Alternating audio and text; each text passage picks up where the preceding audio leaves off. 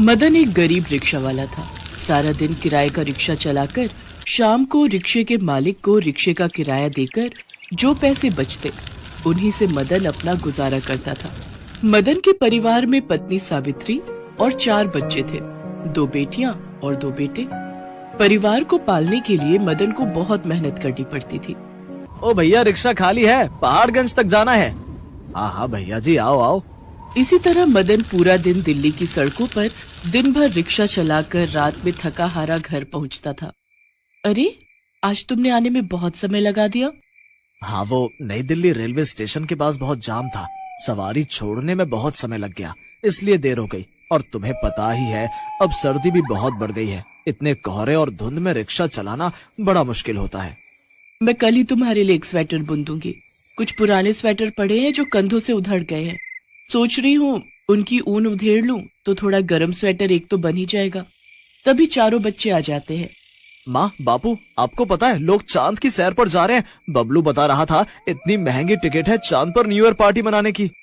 हाँ बापू, इस बार नए साल पर बहुत लोग चंद्रमा पर न्यू ईयर पार्टी मनाने की टिकट बुक कर रहे हैं।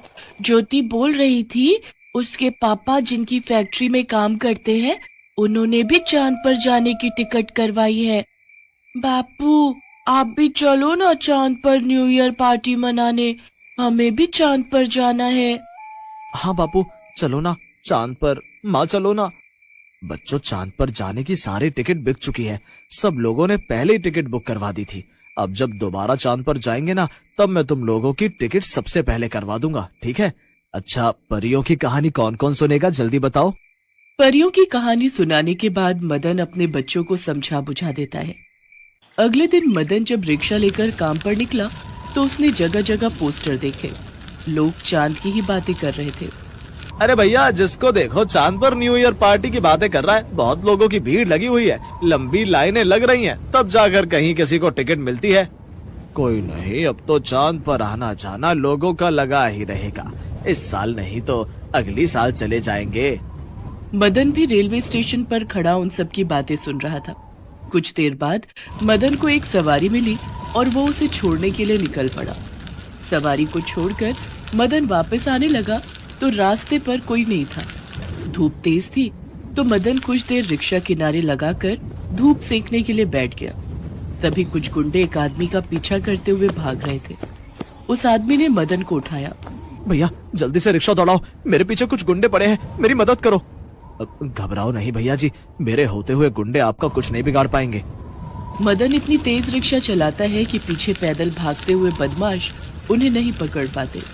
मदन रिक्शे को बाजार के बीच में ले जाता है, जिससे आसपास की चहल में उन्हें कोई खतरा नहीं था। बस भैया, वो सामने जो बड़ी गाड़ी खड़ी है उसके पास रोक दो। क्या हुआ सेठ जी, आप इतना घबराए हुए क्यों? आप तो बैंक गए थे ना? मोहन, पहले ये अटैची गाड़ी में रखो, फिर मैं तुम्हें सब बताता हूँ। और टायर ठीक करवा लिया या अभी करवाना है? सेठ जी, टायर की हवा भरवा ली है, पीछे के टायर में पंचर था। मैं तो बहुत देर से आपका इंतजार कर रहा था, पर आपका फोन ही नहीं लग रहा था। कुछ मत पूछो मोहन, बहुत मुसीबत से बचकर आया हूँ। भैया, तुम्हारा बहुत बहुत शुक्रिया, आज तुमने मुझे बचा लिया। मैं गाड़ी को बाजार में ही छोड़कर पैदल बैंक तक चला गया। मुझे तो लगता है वो गुंडे काफी देर से मेरे पीछे थे, वो मेरे से कैश हड़पना चाहते थे, पर आज तुम्हारी वजह से मेरा बहुत बड़ा नुकसान होने से बच गया। इसमें शुक्रिया की कोई बात नहीं है सेठ जी, मुसीबत पर व्यक्ति के काम आना ही तो इंसानियत है। अच्छा सेठ जी, अब मैं चलता हूँ, सवारी लेनी है। क्या नाम है तुम्हारा? जी, मेरा नाम मदन है। एक काम करो, ये मेरे घर का पता है, कल मुझसे आकर मिलना, फिर मैं तुमसे इत्मीनान से बात करूंगा। ठीक है सेठ जी, मैं कल दोपहर में आऊंगा। सेठ गाड़ी में बैठकर घर चला गया और मदन भी रिक्शा लेकर घर लौट आया। अगले दिन मदन जब सेठ जी से मिलने उनके घर पहुंचा तो उसके साथ उसका सबसे छोटा बेटा मोनू भी था। अरे मदन, आओ आओ। सुनती हो, ये मदन है, कल मदन ने ही मेरी जान बचाई थी। आओ मदन, बैठो यहाँ। मैं चाय नाश्ता लगवाती हूँ। सेठ जी, इतनी तकलीफ मत कीजिए, मैं रोटी खाकर आया हूँ। अरे तो कोई बात नहीं, ये छोटा बच्चा खा लेगा। क्या नाम है तुम्हारा बेटा? मेरा नाम मोनू है। सुनो जी, चांद पर गर्मी होगी या ठंड होगी, कैसे कपड़े लेकर जाने हैं? वहाँ के मौसम का तो कुछ पता ही नहीं है। भाग्यवान, मैंने दोनों बहू बेटों को कह दिया है, मेरी बात हुई है कंपनी से, हमें चांद पर जाने के लिए वो लोग ही कपड़े और सामान देने वाले हैं, तो तुम चिंता मत करो, मैंने सुनील को कह दिया है, वो वापसी में लेता आएगा। चांद के मौसम के हिसाब से ही हमें सब कुछ मिल जाएगा। आप चांद पर न्यू ईयर पार्टी के लिए जा रहे हो अंकल जी? हाँ बेटा, हमने सोचा कि इस बार न्यू ईयर पार्टी चांद पर ही मनाई जाए। चलोगे हमारे साथ? अंकल जी, बापू बोल रहे हैं हम अगले साल जाएंगे। अगले साल क्यों मदन, एक काम करो, मैं तुम सबकी भी टिकट करवा देता हूँ। इस बार तुम भी अपने बीवी बच्चों के साथ चांद पर न्यू ईयर पार्टी के लिए आनंद लो। रुको, मैं अभी सुनील को फोन करता हूँ। वो तुम्हारी और तुम्हारी पत्नी के टिकट के साथ ही बच्चों की भी आधी आधी टिकट लगेगी, वो ऑनलाइन बुक कर देगा। अब तुमने मेरे लिए इतना कुछ किया है, मेरी तरफ से बच्चों के लिए नए साल का तोहफा समझ लो। तुम भी इस बार बीवी बच्चों के साथ चांद पर घुमाओ। और फिर मदन और उसका परिवार भी सबके साथ चांद पर न्यू ईयर पार्टी मनाने जाता है।